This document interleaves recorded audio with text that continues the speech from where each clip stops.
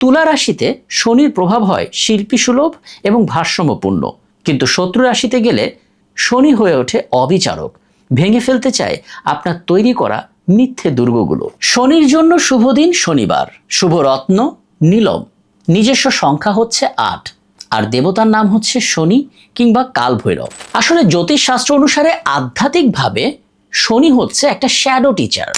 সে দেখায় আপনার ভেতরের অন্ধকার, আর আলোতে চলতে গেলে তো অন্ধকারকে চিনতেই হবে। শনি আপনাকে সে অন্ধকারটাকে চিনিয়ে দেবে। আলোতে হাঁটার দায়িত্বটা আপনার। আর এ কারণে অ্যাস্ট্রোলজি অনুসারে আপনার জীবনে যদি কখনো শনির দশা এসে ভর করে, তাহলে নিজেকে 3টা প্রশ্ন করবেন। আমি কোথায় ভুল করেছিলাম? আমি কি শিখছি?